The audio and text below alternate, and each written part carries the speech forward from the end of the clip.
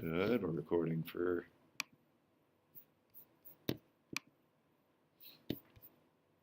She's going to enjoy this beginning.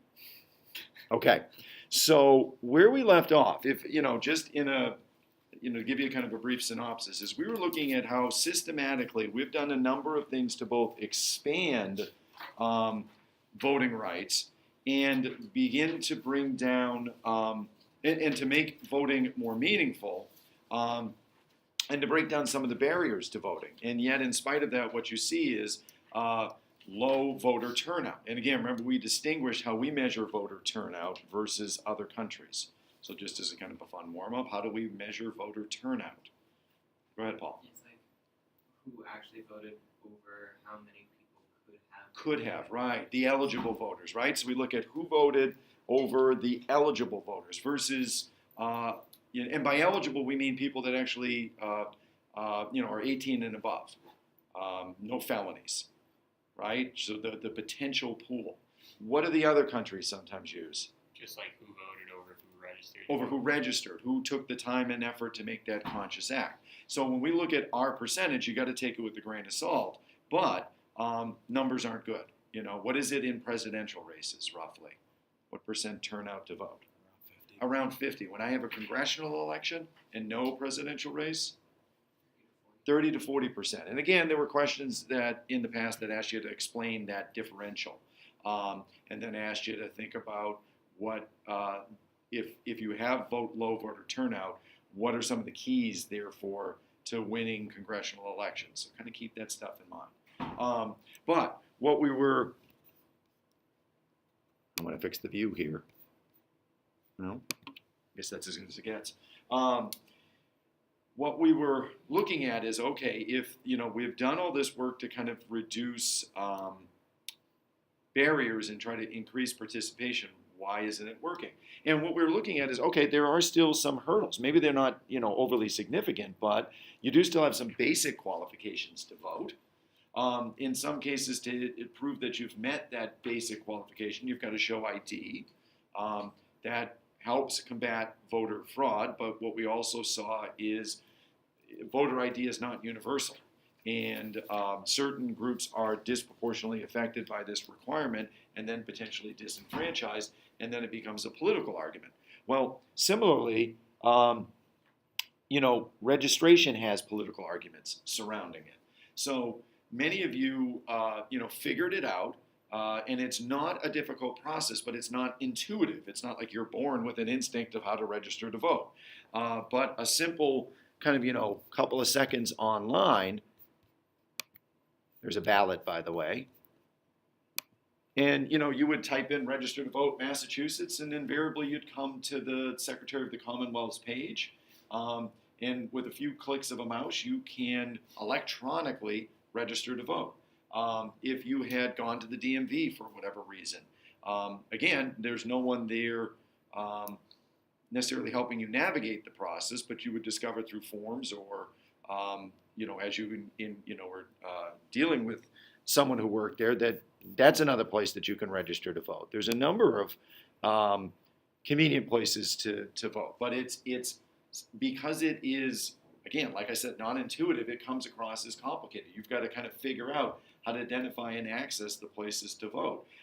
It requires some forethought. It requires some effort. You got to find, some time within your day to kind of execute that. So the thought back in the 90s, it was 93 and then implemented in 95, is let's make it even easier. And by the way, registering to vote requires some maintenance as well. If you move, and Americans tend to move fairly frequently, I think the average is once every 5 years.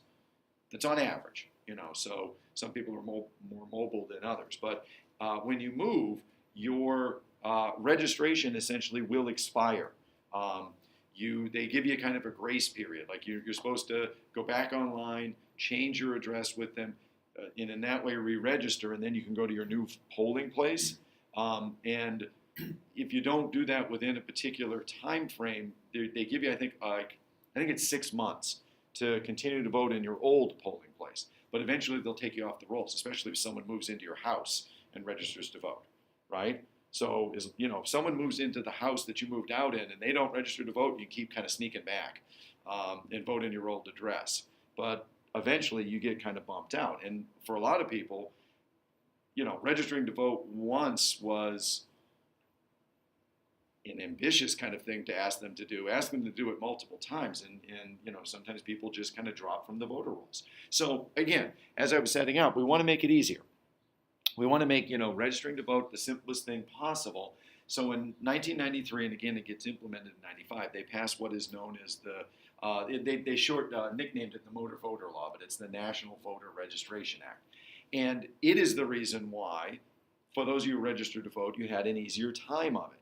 Because essentially what they tried to do is to increase the number of portals or access points to registering to vote. Primarily, this is, not pre-internet, but, pre-universal access to internet.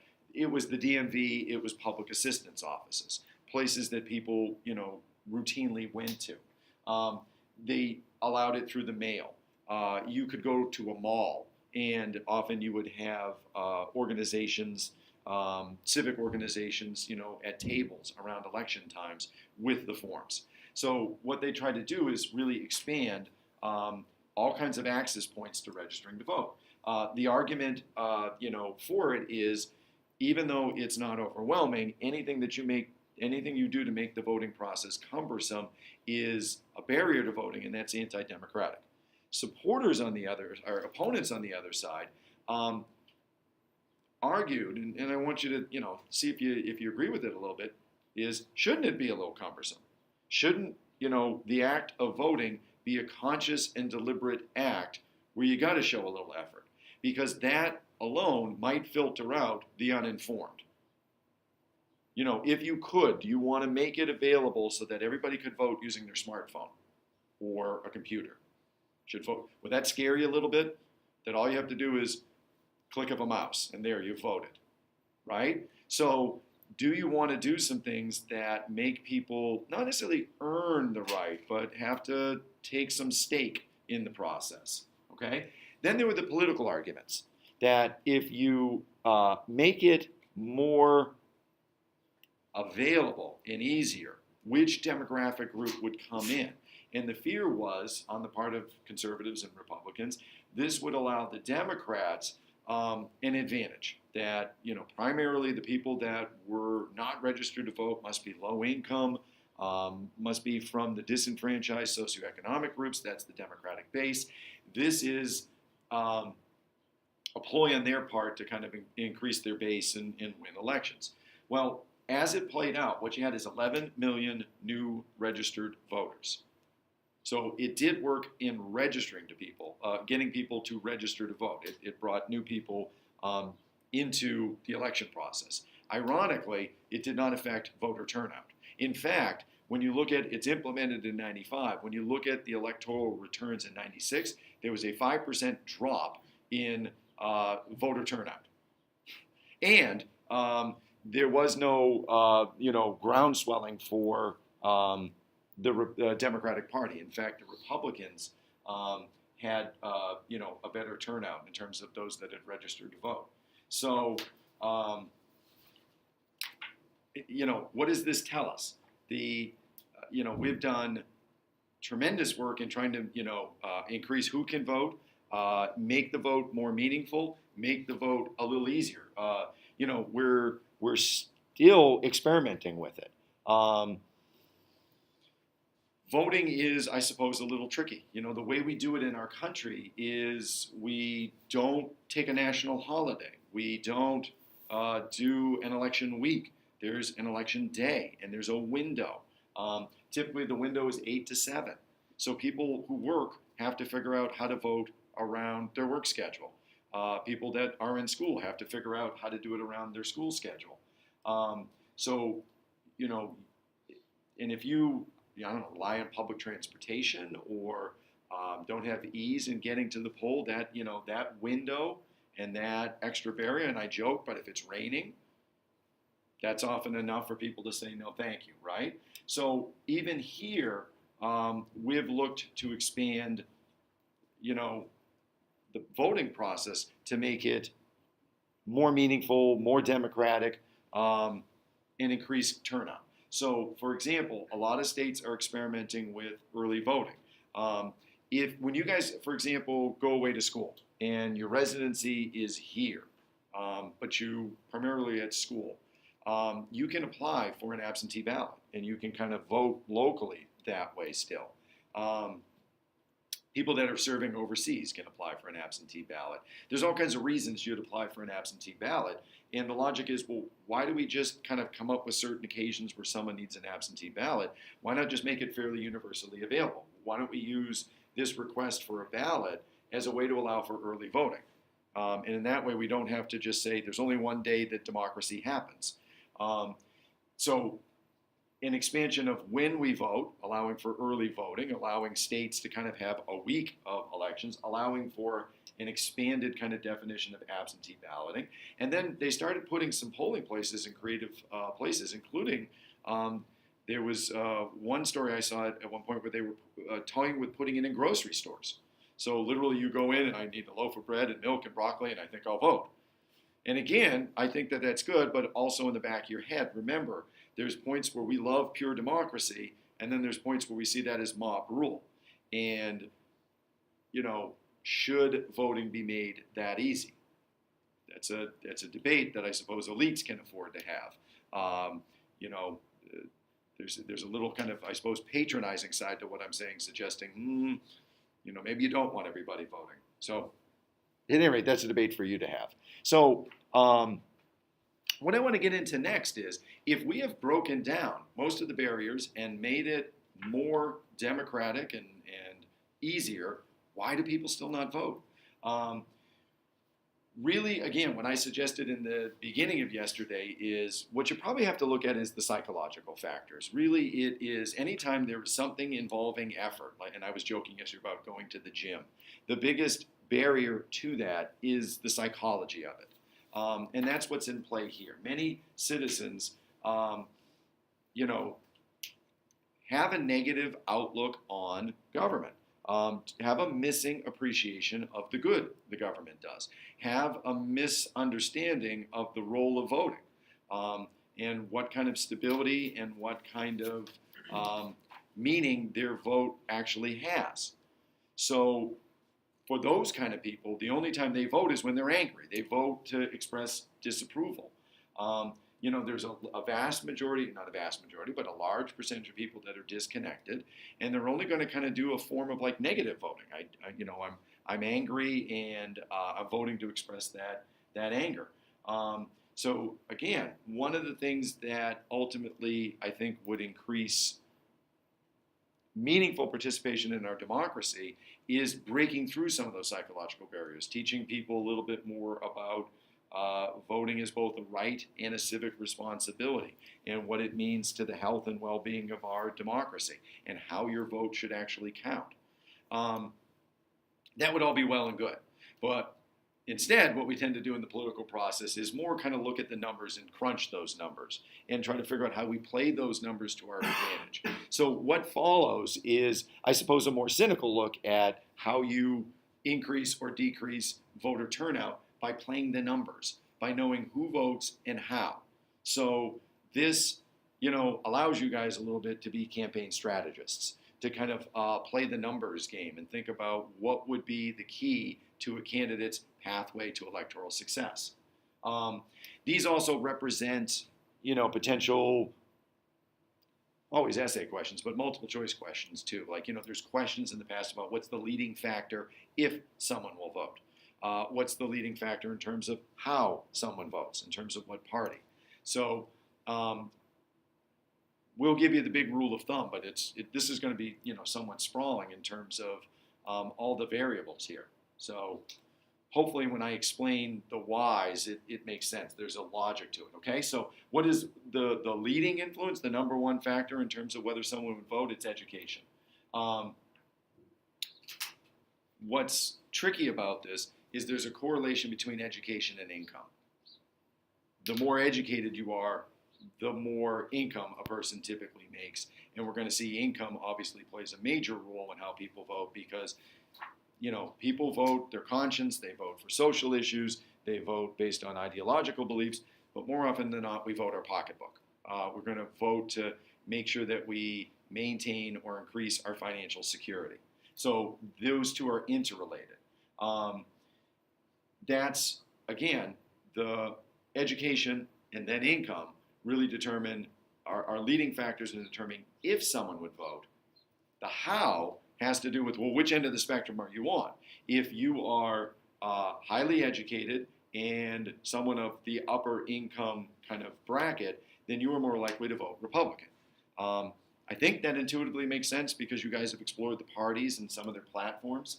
You know, the Republican Party tends to favor, initiatives that help businesses, that, we look at reducing regulations, reducing taxes on business, allowing people to be free of government interference in terms of investments and money they make from there. Whereas, again, if you look at the Democratic Party, that tends to, support the government as more of a safety net. There's entitlement programs that we talked about.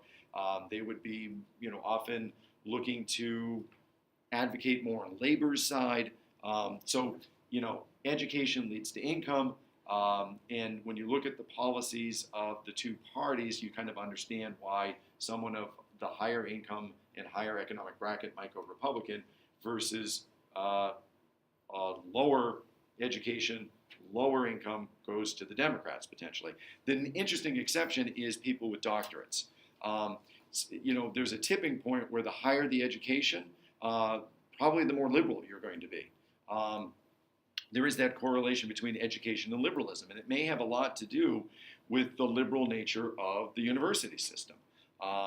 There's a lot of criticism sometimes of the university systems that they're breeding grounds. They inculcate students in liberal thought.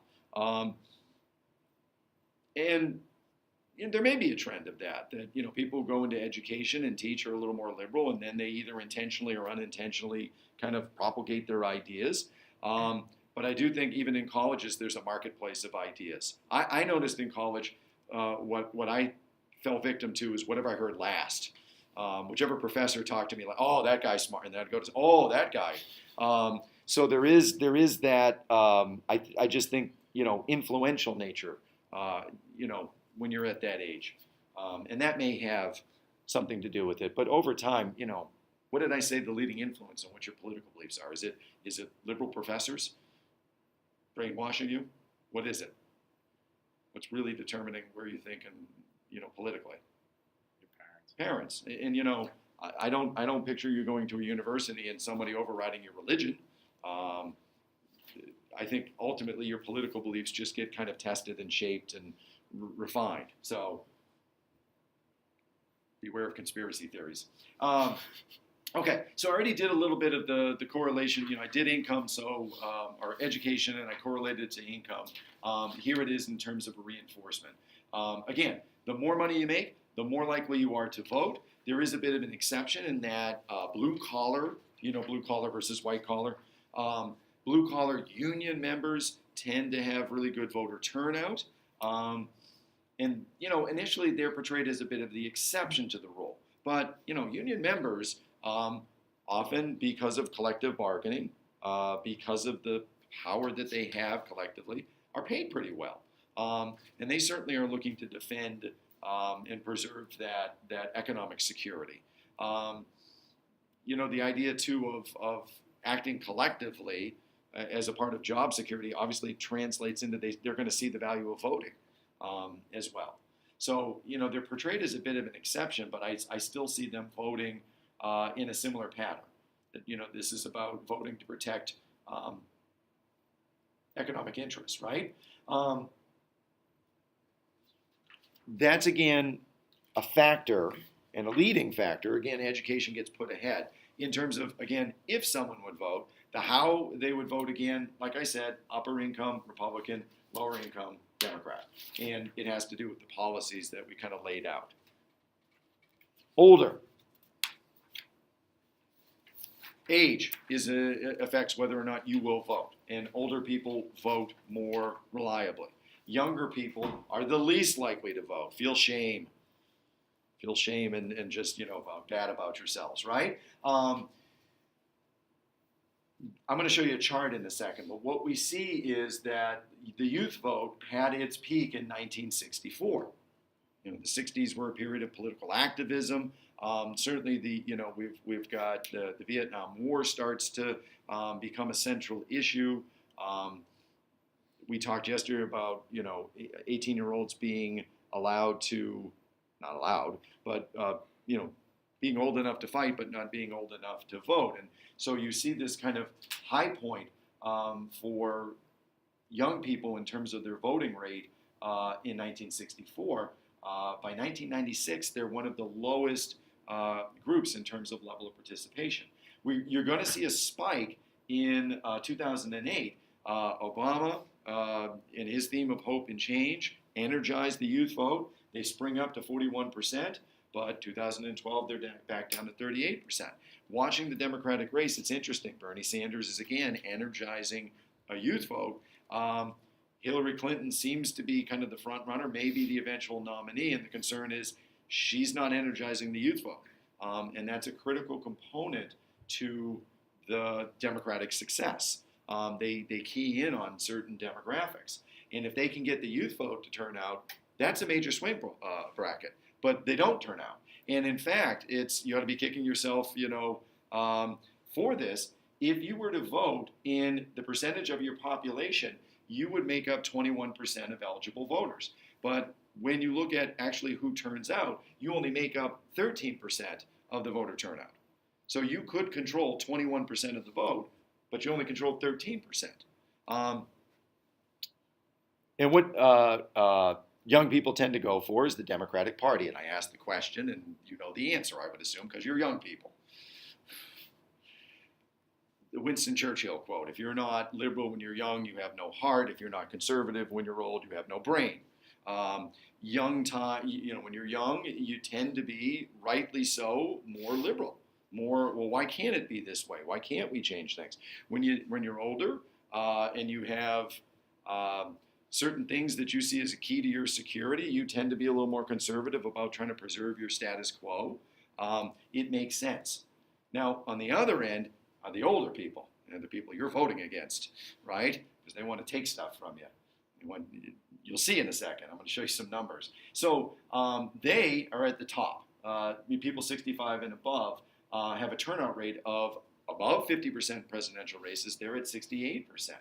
And they have been the top voting bloc in the majority of elections. They're, from 1996 on. And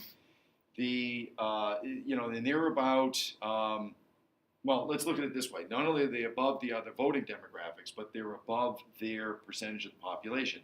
They only should be controlling 16% of the vote, but they actually control 22% of the vote. And how does that translate into policy? When we look at how we spend, what do we spend the most on? What's the number one expenditure of the federal government? It's in front of you. What is it, Katie? Social Security, right? Defense, typically number 2, sometimes number 1 if we're engaged in multiple wars, right? That's what we spend, per capita, per person on the elderly versus what we spend on youth. So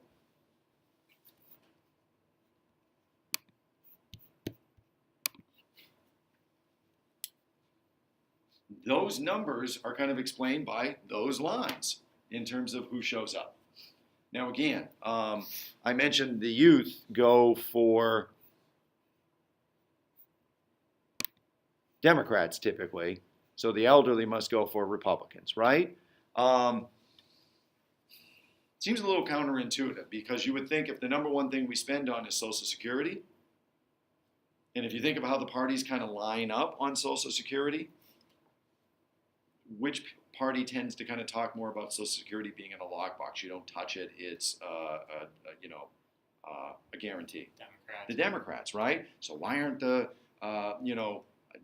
why would the elderly be voting with the Republican Party? Well, they tend to align. The people of, again, there are formative events that, I'm talking in generalities. So to say that all older people are conservative in terms of their values, in terms of their social beliefs, is an overstatement. But they tend to hold more conservative values and therefore would align with the Republican Party in that sense. And conservative too in terms of like the scale and role of government. I'm not just talking about same-sex marriage or abortion or any of those social issues. I'm just talking about conservative in their viewpoint of the role and scale of government and what they should be spending on.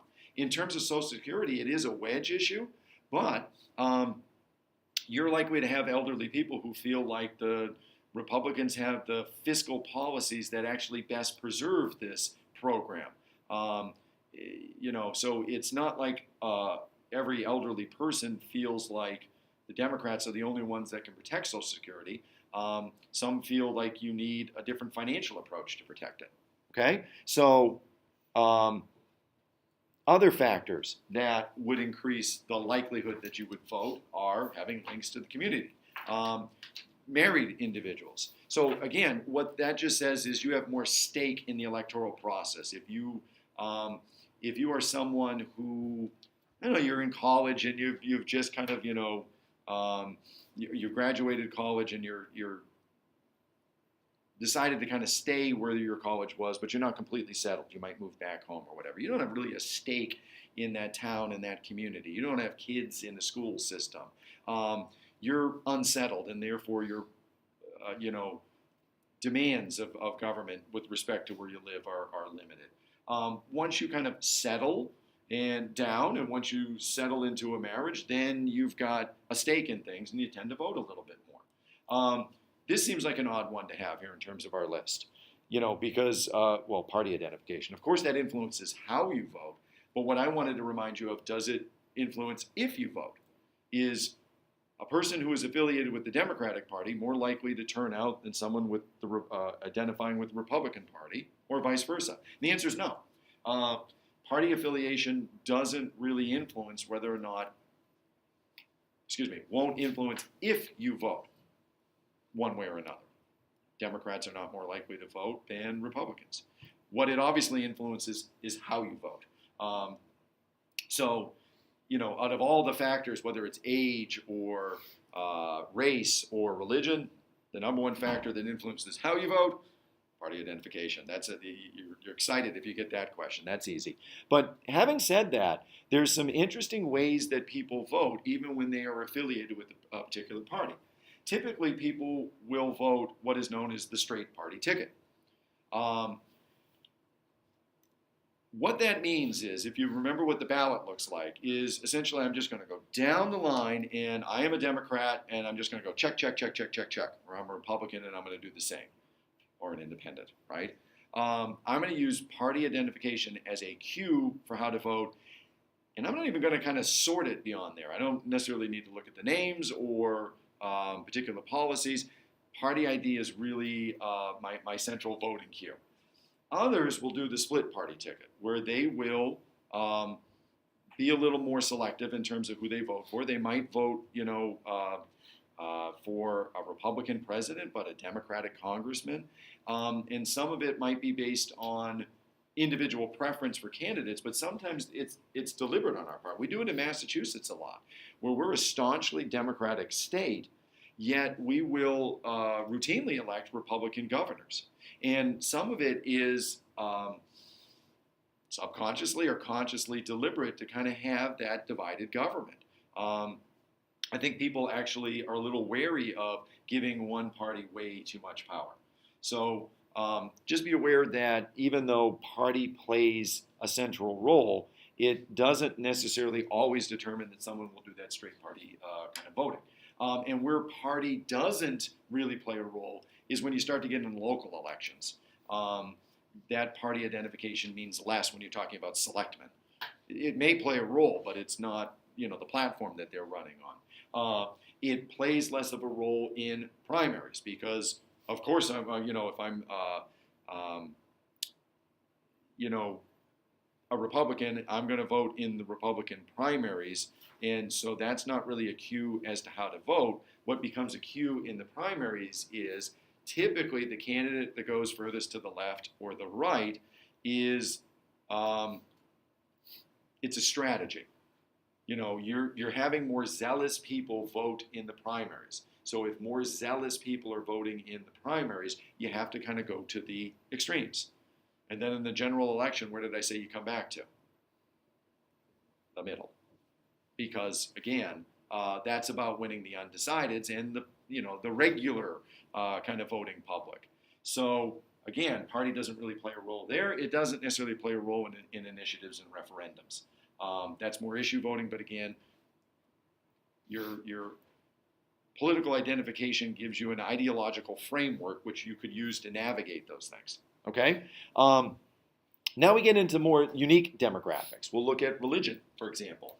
And again, we want to look at, we're going to transition a little bit more, not just to the if someone is going to vote. We'll look more now at the how they vote.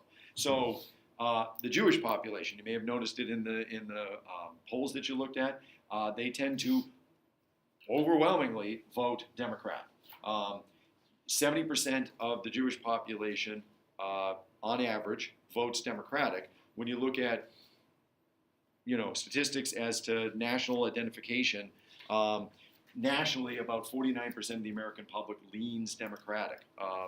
You've got a pretty even split between Democrats and Republicans and people that are independent. We're pretty evenly divided in this country. Yet, there is not that even division within the Jewish population. Why? Why would they be more likely to vote Democratic? Well, if you look at the history of the Jewish population, there was a history of persecution. One of the central things that is in their identity is a remembrance of the Holocaust. One of the things when you poll, when there have been polls of the Jewish population, and they're asked to say, what does it mean to be Jewish? This is one of the main things. This remembrance and understanding of the Holocaust. So if there is a history of persecution, and if there is this, major event, they would be more likely to identify with the party that is more likely to have social safety programs for the disenfranchised, to act as a safety net, right? When you look at the religious values, just the idea of what's within the faith and what are some of the central messages, there is this theme. Again, part of the central identity is to work for justice and equality. That's an essential part of being Jewish. So, both from the religion itself and the religious values and the history, they're going to be more likely to sympathize with the less fortunate. So when you look at them, fairly socially liberal. More acceptant of homosexuality than the larger group, more tolerant of religious freedom, more opposed to religious persecution, including of the Arab population, whom, if you're thinking about the Middle East, there's this historic enmity and animosity there, but they kind of universally support the idea of religious toleration and freedom from persecution. This always used to confuse me because there is this 70% go with the Democratic Party, and yet if you watch anything surrounding elections, it's the Republicans that constantly talk about her historic alliance with Israel and unconditional support for Israel. In the Israeli-Palestinian kind of crisis and struggle, always support Israel. Palestine is looking to be an independent state, has claimed a certain historic territory. There is tensions between those two sides. Occasionally missiles kind of, go one direction or the other. And no matter who kind of seems aggressive or the culprit, Republicans line up with Israel. So why wouldn't the Jewish population be supporting the Republican Party more? Well, when you look at it, again, what is central to the Jewish identity? And it's the remembrance of their history and its adherence to certain values. For many Jews, it's not necessarily an historic identification with Israel. There isn't this, I think there's support for an Israeli state, but it's not the central part of their identity. I think not necessarily like it's an abstract, but you might have ethnic identity that is Irish or English, and you certainly, would support those countries. If England was being attacked or Ireland was being attacked, but you wouldn't. On some level, there's a disconnect. Your identity is American. Your identity is a Jewish American. So I don't think the identity with Israel is enough to sway their historic, and history has a way of overriding anything. People tend to kind of remain with the party out of tradition more than anything. Because it becomes this symbiotic relationship. I support you, you support me, I continue to support you. And so you'd have to have some sort of more major change, like we talked about the Solid South, breaking from the Democratic Party to change things. Okay?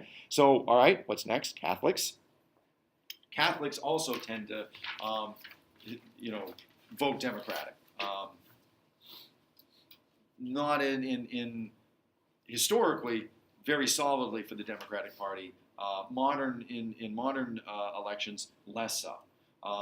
So why? Well, there's a parallel here when you look at the religious values within the Catholic faith, a belief in Christ, a belief in helping the poor, the less fortunate. These are kind of Christ's teachings. And so there may be a kind of a lineup of religious values and political values in that sense, in that, again, the Democratic Party looking at government as the solution, government as the safety net, government providing for the less fortunate and guaranteeing particular rights. That having been said, really, if you look at the kind of the history of immigration and Catholic immigration, the real root might be economic. All right, just remind me I'm here. When you think of the second wave of Catholic, or the second wave of immigration, and all those Irish Catholics, and the economic conditions they faced, that explains why they're Democratic. Okay, we'll pick up with that on Monday.